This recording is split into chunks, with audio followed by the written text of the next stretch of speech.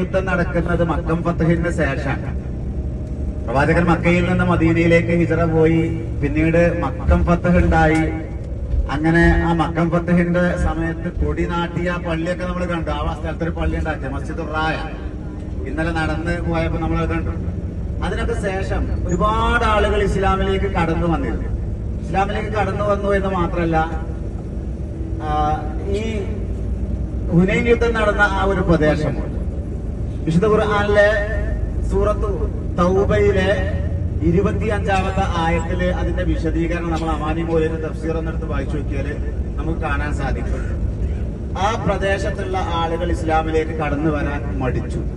അവര് വല്ലാത്ത അസൂയ മൂത്ത് പ്രവാചകനോട് വൈര്യം വെച്ച് പുലർത്തി ഒരു യുദ്ധത്തിനുള്ള കോപ്പ് കൂട്ടുകയായി.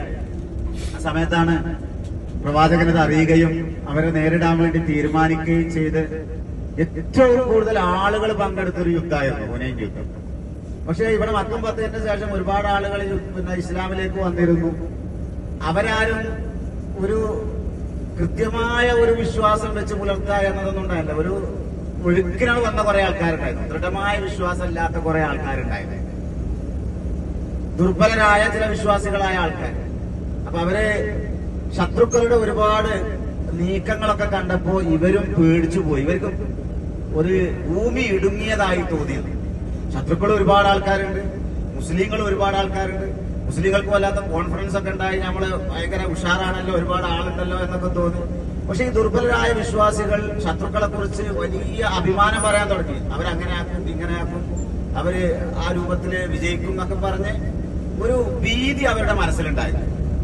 ആ സമയത്താണ് ശത്രുക്കളുടെ ചില നീക്കങ്ങൾ കാരണം പല ഭാഗത്തേക്കും മുസ്ലിം സൈന്യം വിരണ്ടോടാൻ തുടങ്ങി. ഒരു പരാജയം മുന്നിൽ കണ്ടു. വിരണ്ട് ഓടുന്ന സമയത്ത് പ്രവാചകൻ അവരോട് പോവാതിരിക്കാനും പ്രവാചകന്റെ കൂടെ നിൽക്കാനും പ്രവാചകൻ ആ യുദ്ധത്തിൽ 2 പടയങ്കി അണിഞ്ഞ് യുദ്ധക്കളത്തിൽ തന്നെ നിലയുറപ്പിക്കുകയൊക്കെ ചെയ്തു. പക്ഷെ ആളുകള് അപ്പോഴും പരിഹസിക്കാൻ തുടങ്ങി.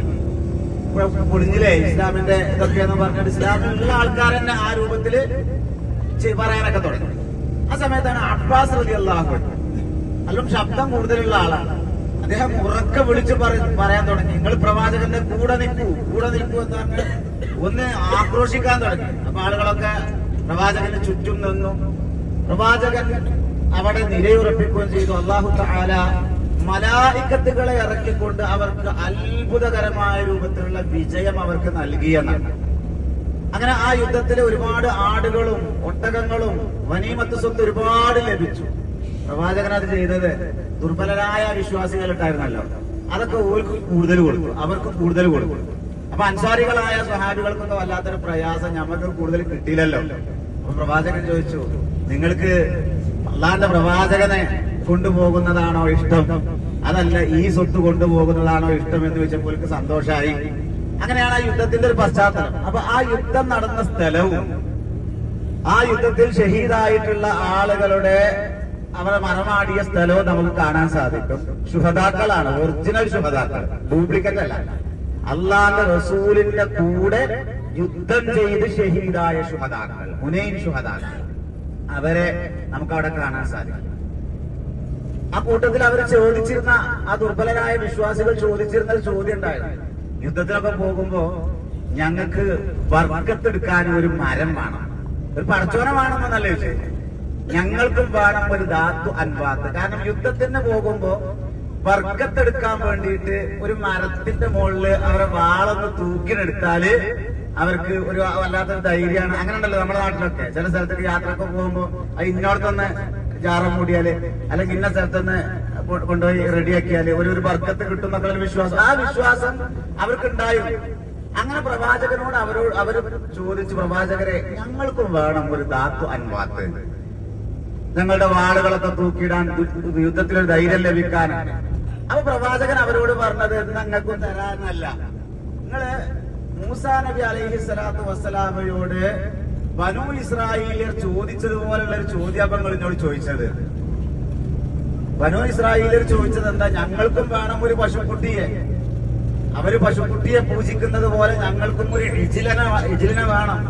ഇതേ ചോദ്യമാണ്, അതൊരിക്കലും പാടില്ലാത്തതാണ്. അപ്പൊ നമ്മൾ മനസ്സിലാക്കേണ്ടത്, ശുഹദാക്കളാണെങ്കിൽ പോലും അവരോട് പോലും പ്രവാചകൻ പറഞ്ഞത് അല്ലാത്ത ഒരു ശക്തിയിലും തവക്കുലാക്കരുത് എന്നാണ്. നമ്മൾ ഒന്നിലും തവക്കുലാക്കരുത്, അള്ളാഹുവിൽ മാത്രം തവക്കുലാക്കുക. നേർച്ച അള്ളാഹുവിന് മാത്രം, പ്രാർത്ഥന അള്ളാഹുവിന് മാത്രം, തവക്കുൽ അള്ളാഹുവിനോട് മാത്രം. അതല്ലാത്തത് മുഴുവൻ ശിർക്കാണ്.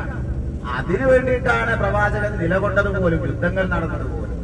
ആ രൂപത്തിൽ ചരിത്രത്തെ കൃത്യമായി മനസ്സിലാക്കാൻ ഈ ചെയ്യാത്തവരാണ്. നമ്മൾ ആർക്കാണോ ഉംറ ചെയ്യുന്നത് അവര് ജീവിതത്തിൽ ഉംറ ചെയ്തിട്ടില്ലെങ്കിൽ, മറ്റൊന്ന് ഉംറ ചെയ്യുമ്പോ ഒരു ഉംറ കൊണ്ട് രണ്ടാൾക്ക് ഊരിയേക്കാൻ കഴിയൂല. ഉമ്മാക്കും ഉപ്പാക്കും കൂടി ഊരിയേക്കാൻ ഒന്ന് വരാം.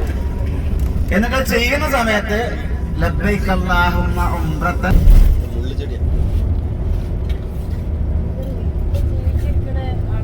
ജീവിച്ചിരിക്കുന്ന ആൾക്കാർക്ക് വേണ്ടി നമ്മൾ എന്ത് ചെയ്ത്, ജീവിച്ചിരിക്കുന്ന ആളുകൾക്ക്